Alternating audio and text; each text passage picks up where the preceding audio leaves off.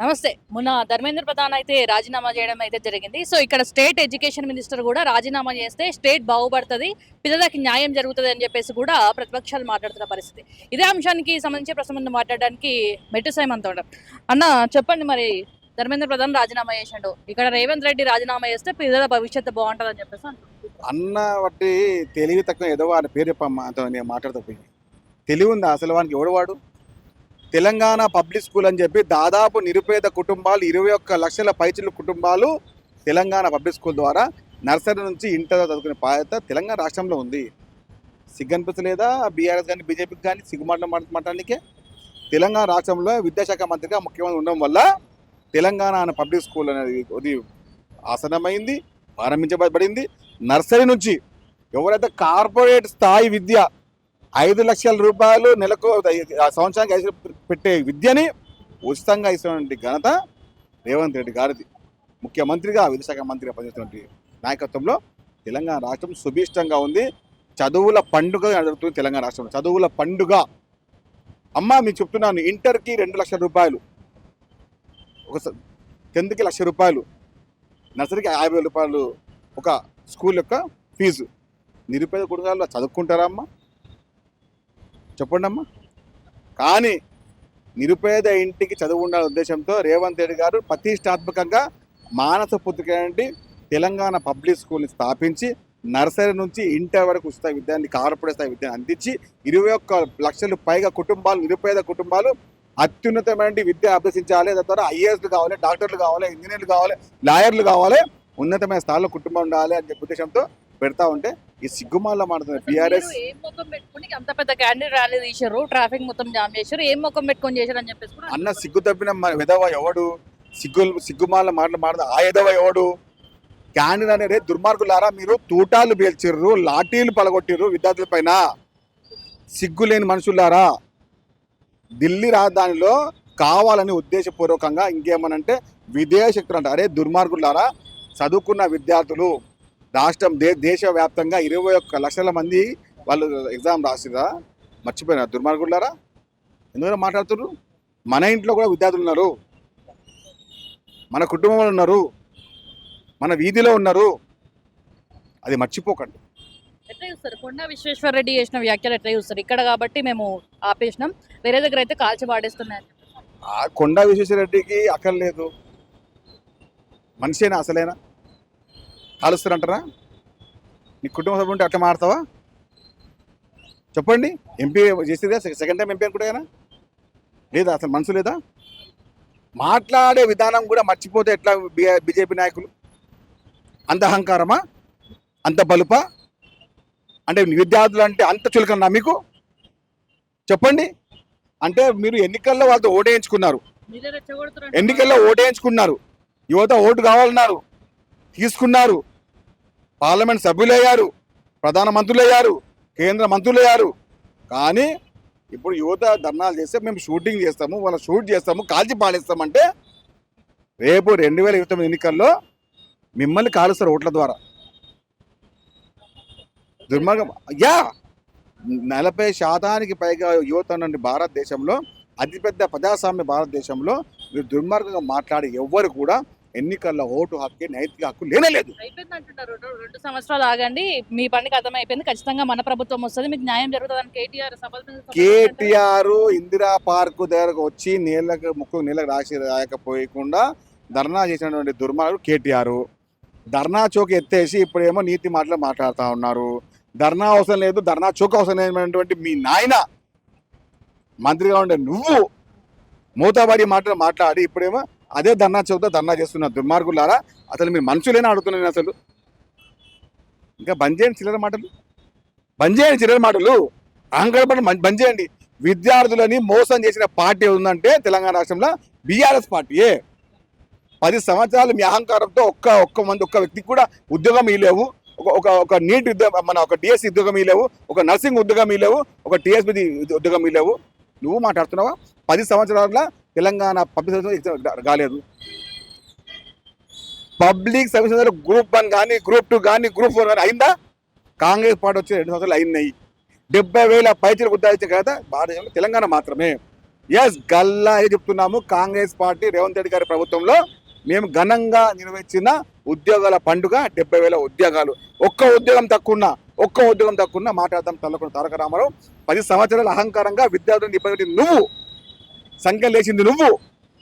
ఇప్పుడేమో మూతబడి మాట్లాడుతా ఉన్నావు. చెప్పండి, ఏ విద్యార్థి అయినా నీ కాంపౌండ్ రాయించావా నువ్వు? ఆ మంత్రిగా ఉండి నీ మంత్రివర్గంలో ఉన్నటువంటి నీ కాంపౌండ్లో రానిలేవు, నీ కాడర్ చుట్టూ రానిలేవు, వస్తే అరెస్ట్ చేయించినావు, ఎదిరిస్తే కేసులు బుక్ చేసినావు. నువ్వు మాట్లాడుతున్నావా? హైకోర్టుకి సంబంధించి రంగనాథ్ కి సంబంధించి మేము మంచి నిర్ణయం తీసుకుంది, మేము 100 కొబ్బరికాయలు కొడతాము అని చెప్పేసి బీఆర్ఎస్ వాళ్ళు అంటున్నారు. ఎందుకంటే పేద ప్రజలు వస్తూ ఆ రంగనాథ్కి దాక్తుందని చెప్పేసి 1,00,000 కొబ్బరికాయలు కొట్టడానికే తెలంగాణ హైదరాబాద్ ప్రజలు సిద్ధంగా ఉన్నారు, రంగనాథ్ ఉండాలని చెప్పి.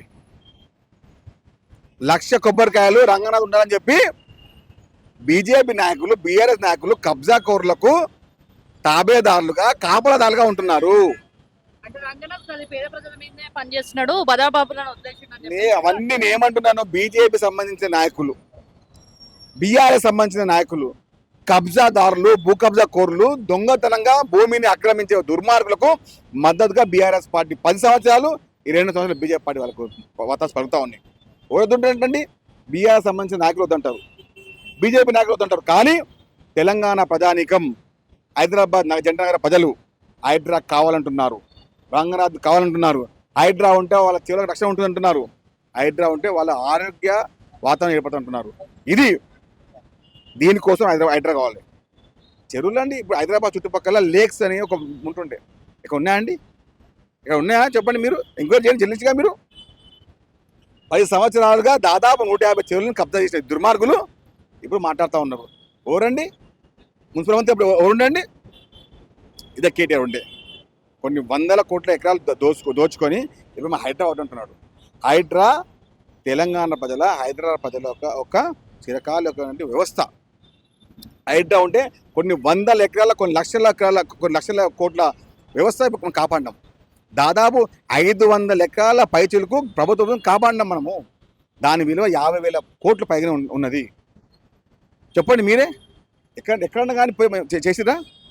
ఎవరైనా కానీ హైడ్రాని వ్యతిరేకించిన వాళ్ళు భూ కబ్జాదారులకు వత్తాసు పలకడమే. హైడ్రా వద్దన్న పార్టీలు కబ్జాదారులకు వాళ్ళ సభ్యత ఇవ్వడమే. ఇప్పుడు కొద్దిసేపటి క్రితమే నేరేద బాధితుల దగ్గరికి కవిత పోయింది. సో గత ప్రభుత్వంలో జరిగింది అన్యాయమే, నిజంగా అది వాస్తవం.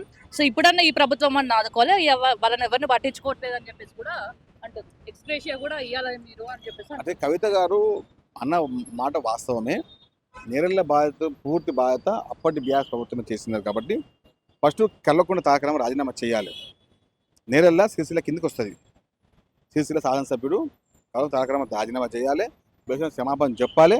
ఏదైనా ప్రభుత్వ పక్షాన నేరెళ్ళ బాధ్యతకి ఏమైనా సహాయం చేయాలన్నా, ఏమైనా చేయాలనుకున్నా బాధ్యత కాంగ్రెస్ పార్టీ సిద్ధంగా ఉంది సహాయం చేయనికే, ఆదుకోవడానికి. దానికి బేషరతుగా బీఆర్ఎస్ పార్టీ వర్కింగ్ పార్టీ తారక రామారావు వేసిన క్షమాపణ చెప్పి తీరాల్సిందే. మీరు మీ కుటుంబ వ్యవహారాలు మాట్లాడుకోండి, కానీ ఇప్పుడు రాజకీయంగా చేయకండి. తెలంగాణ ప్రజలు సుభిష్టంగా, సురక్షంగా ప్రజాప్రభుత్వంలో ఉన్నారు. కాబట్టి వచ్చే ప్రభుత్వం కాంగ్రెస్ పార్టీ ప్రభుత్వమే. బీఆర్ఎస్ పార్టీ నాయకులను తెలంగాణ ప్రజలు బొందబెట్టిర్రు, వారిని బహిష్కరించిర్రు. బీఆర్ఎస్ పార్టీ నాయకులే కేటీఆర్ని చూసి, హరీష్ రావుని చూసి అసహించుకుంటున్నారు, నవ్వుకుంటున్నారు. 100% మీరు మీ కావ్య గారు మీరు చూడొచ్చు. రాజకీయంగా కాదు, ప్రజల యొక్క అభిష్టం చెప్తున్నాను. వారు మాట్లాడుతూ ఉంటే, బీఆర్ఎస్ పార్టీ నాయకులు మాట్లాడుతూ ఉంటే పక్కన బీఆర్ఎస్ పార్టీ నాయకులు నవ్వుతూ ఉన్నారు. వీరు మాట్లాడి అసహించుకుంటున్నారు. ఏళ్ళ చేస్తూ ఉన్నారు, ఇది ఏంది వీళ్ళ నాయకత్వం పనిచేస్తున్నామా అని చెప్పి. బీఆర్ఎస్ పార్టీ నాయకులే బహిష్కరించారు. బీఆర్ఎస్ అంటే బోగస్ రాష్ట్ర సమితి. అంటే ఇప్పుడు ఎట్లా మోడీని గద్దెదించే వరకు వాళ్ళని రెచ్చగొడుతుంటారా కాంగ్రెస్ జనతా పార్టీ? నేను అట్లేం ఉండదు మా. ఇప్పుడు యువత యొక్క నాయకత్వంలో ఉన్నప్పుడు ఏ సమస్యను కూడా పరిష్కరించే విధంగా ముందుకెళ్ళాలి. అదే మీరు కేవలం ఒక టిష్యూ పేపర్ లాగా తీసి పాడేస్తే యువత ఆగ్రహాలకు గురి కావాల్సింది ఎవరు కానీ. బీజేపీ పార్టీ లైట్ తీసుకుంది. 2014, 2019, 24 సంవత్సరాల్లో యువతకు ఓట్లు వేయించుకొని ఇప్పుడు వారినే రోడ్డు మీద తీసుకొచ్చి వాళ్ళ మీద బూట్లతో తంటాము, షూట్ వాళ్ళ మీద బుల్లెట్ వర్షం కురిసామంటే ఎవరుకుంటారు? రాష్ట్ర రాజకీయాలు, దేశ రాజకీయాలు భిన్నంగా ఉంటాయి. బీజేపీ పార్టీని యువత దాదాపు 90% పైగా వాళ్ళు తిరస్కరిస్తున్నారు. వచ్చే కాంగ్రెస్ పార్టీ ప్రభుత్వంలో రాహుల్ గాంధీ గారి నాయకత్వంలో స్పష్టంగా దేశంలో ఒక సుస్థిరమైన పాలన ఏర్పడుతుంది. 100% యువతకు ప్రాధాన్యత పెరుగుతుంది. ఎక్కడ కూడా లీకేజ్ కాకుండా ప్రతిష్టమైన నాయకత్వాన్ని, ప్రతిష్టమైన రాజ్యాంగబద్ధ వ్యవస్థని మేము ఏర్పాటు చేస్తాం. సో ఇప్పుడు రేవంత్ రెడ్డి ఒక మాట అన్నారు, 21 years కి అసెంబ్లీలో కావచ్చు అక్కడ మాట్లాడడానికి జంజీకి అవకాశం ఇస్తామని చెప్తారు. సాధ్యమవుతుందా మరి అది? కావచ్చు, ఎందుకు కావక్కడమ్మా? ఇప్పుడు అనుకున్నారా బీసీ యొక్క వర్గీకరణ అనుకున్నారా? ఎస్సీలో బీసీ యొక్క అందరి యొక్క జనాభా ఎవరు అనుకున్నారా ఎస్సీ వర్గీకరణ చెప్పి చేశాం కదా. రేవంత్ రెడ్డి గారు ఒకసారి అనుకుంటే 100% దానిపైనే శ్రద్ధ పెట్టి పనిచేస్తారు. ఆయన అలాంటి నాయకత్వ పటిమ నాయకుడు.